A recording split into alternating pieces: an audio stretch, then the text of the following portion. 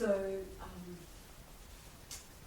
thanks for doing this. I feel very grateful to be here, so that's nice. Thank you. Instead of just watching it later on. But what just comes up now is for me is you've been conditioned, through school and experience and familial conditioning and anyone else you sort of bump into. And that stuff just comes into my head.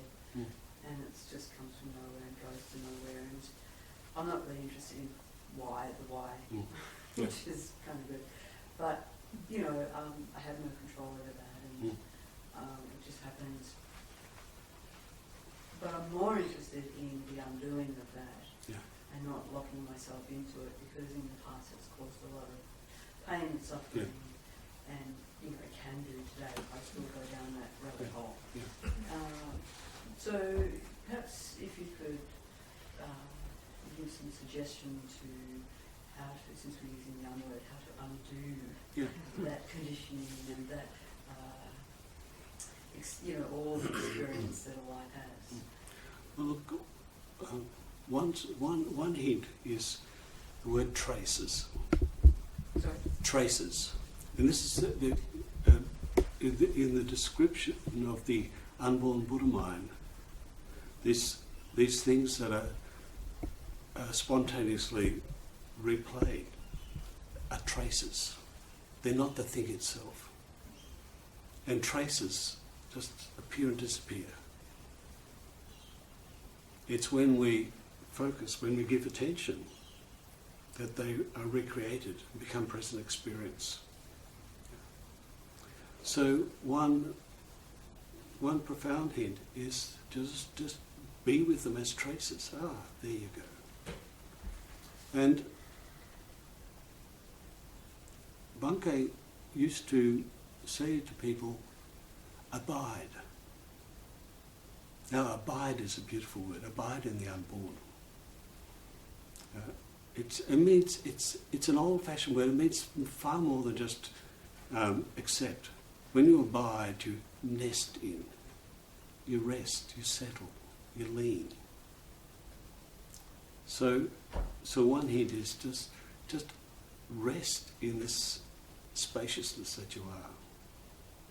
And when stuff comes up, as it does, because this mirror mind is dynamic, it's always moving, and so something will stimulate or prompt it, some association or something in the field of awareness. It doesn't matter. And as you wisely say, who cares about the why? When it appears, just let it be, let it disappear. And a useful hint is it's a subtlety around a benign being with. There you go. There you go, that's okay. Because to buy into something recreates it, gives it life.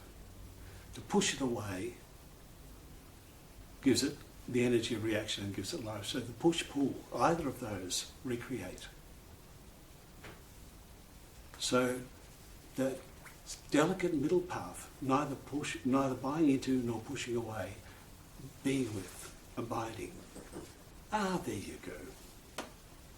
There you go, that's okay. There you go. And it gives a recognition, yet a being with and a letting be. And many things simply resolve themselves. Now, of course, that's not a one-size-fits-all, yet for many, many things, it will do that. And I think another hint is that all this conditioning, they are habits.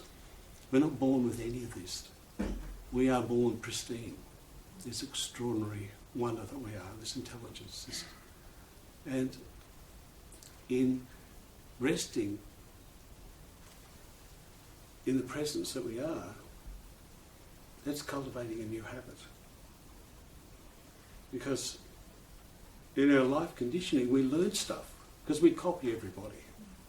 So many of these sort of things, these patterns that we have picked up, people, we internalise our parents, we internalise significant people. It's just a natural process.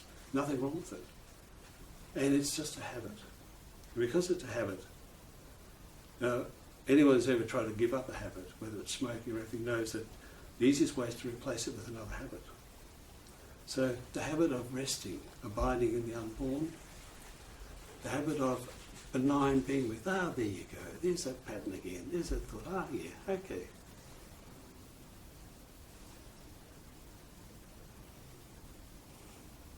The other thing too, Andrea, is the habit of judging, which is usually associated with when something arises. And if it's, if there's a bit of a fixation thing happening, there's usually a judgment, oh, this is up and running again. And then a negative assessment, very subtle, but happens very quickly, negative assessment. Oh, I've blown it, or I've this or that, I've done an hour's meditation, and look, whatever it might be. Notice that judgment, and then just pull back from it. Notice there's a judging, but then don't judge the fact that you're judging. It keeps going back, like turtles. Just see it, and as Peter said, be very light, be benign affection. Oh, there goes that habit again. Silly me. Whatever. And with the breath too. Breath is such an important and significant part of so many of the traditions and practices. When there's a catching, when there's a getting caught up with a notion and getting fixated, often there's a contraction of breath. It can be very subtle. It can be a contraction of breath. So relax. Ride the breath. In, out. Okay? You can do it very well. We're all very practiced. Like surfing.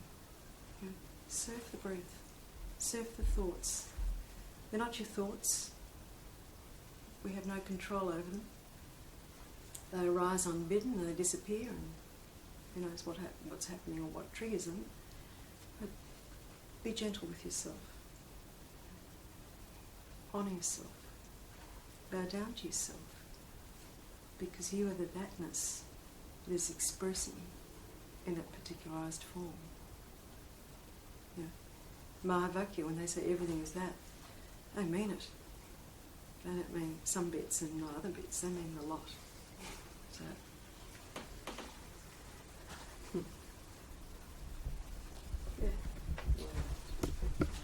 Talk about living naturally, authentically. I can talk about it, but you can talk. It's interesting. Nisargadatta named himself.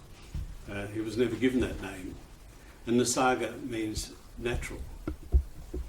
So he was talking about, by his very naming of himself, of a path of living authentically and naturally. And of course, one of the key things here is which voice am I following? Because it's easy to get caught up in self-justifications and delusional patterns, and every one of us here is familiar with that. And there's the distortion of determinism, the distortion of free will, and neither of those are true. In so many of the some versions of Neo-Advaita, you get this, it's all just happening. It's not just not me. I had no choice in it. It all just unfolded. Wonderful justification for all sorts of aberrant behaviours. Yet that authentic voice, it's often in the literature called the still small voice, that can be heard perhaps in the early hours of the morning, or when we stop numbing ourselves with whatever method we're using of avoidance. But that authentic self, there's a knowing. It's like, I think as Australians we've generally got good bullshit detectors. I think it's one of the greatest attributes of this culture. That you just get a sense of when people are bullshitting, also when we know we're bullshitting ourselves. So I think it's about being honest, being sort of rigorously honest with ourselves, and then and in the honesty, being gentle. Because it's easy to be rigorous and then to be judgmental, and and it's like one of the greatest ways of avoiding change is to beat yourself up. Feel bad, so I beat myself up. I feel good that I feel bad, therefore I go and do it again. That's really helpful. So it's about being honest, being authentic, and being gentle. As Kalyani was talking about, that compassionate, just being with. And there's no formula for recognise the true voice. Yet there's a knowing. It's just like when you hear someone speaking truthfully, it resonates, it touches. And this dynamic, extraordinary dynamic play that we all live in, it's a wonderful automatic feedback machine. And feedback is such a useful way. So about an openness and flow, and like ramping up with synchronicity when it's all, when it's all just a flow of openness and synchronicity goes through the roof. There's some signals. Yeah, absolutely. And synchronicity is a beautiful word. It's like nobody understands it, yet it just happens. And it's like a confirmation from the universe. Like, wow, this happened, then that happened. Oh, how extraordinary. And not going to happen anyway. Yeah, and it's acausal. That you cannot see a linear cause effect.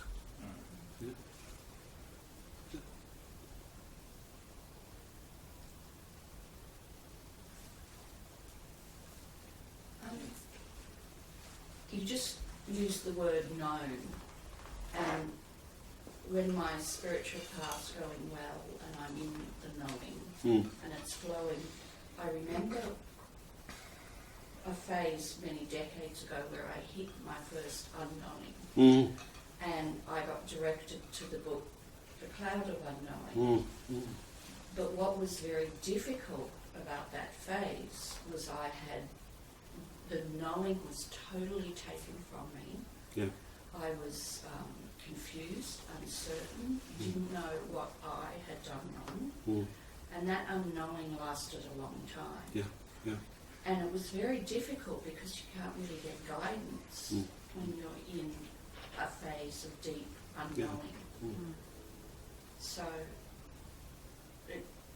the book explained it, but it didn't actually tell me what to do to get out of it. Yeah. I think the first one for me was very powerful, and over the years, what I'm finding now is I reach plateaus, and I love my path, just being like going deeper into this. But then I'm at a point where it seems to be the same, and I don't know how to make a shift. I've got techniques coming out of my ears, but the techniques don't work anymore, and I'm in it. But it's not the unknown. I almost feel like, what's the point of being here?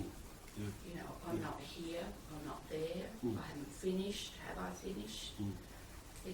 That's kind of where I'm at now, so I'm liking the way what you've said today has cleared my clutter. And I'm loving just being in the unborn. And it sounds like you're answering your own questioning. Yeah.